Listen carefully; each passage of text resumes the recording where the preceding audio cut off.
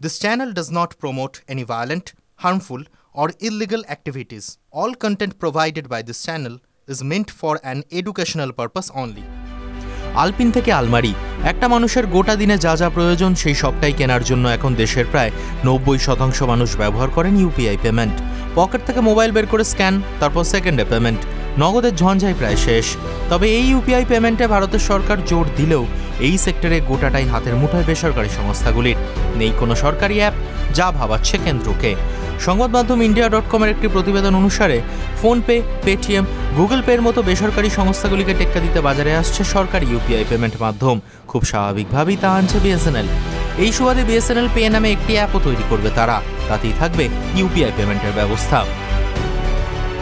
ইতিমধ্যে সরকারিভাবে এই অ্যাপের কথা তারা ঘোষণা করলেও কবে থেকে গ্রাহকরা এটিকে ব্যবহার করতে পারবেন বা কবে এই অ্যাপ লঞ্চ করা হবে সেই সংক্রান্ত কোনো তথ্য প্রদান করেনি রাষ্ট্রীয় টেলিকম সংস্থা। অবশ্য ওয়াকিবহল মহলের মতে চলতি বছরের দীপাবলির মধ্যেই এই নতুন অ্যাপটি বাজারে নিয়ে আসবে তারা।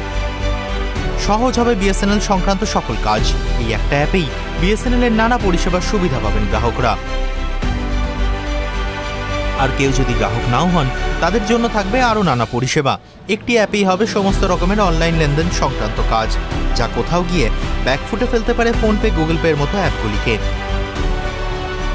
টিভি9 বাংলা ডিজিটাল।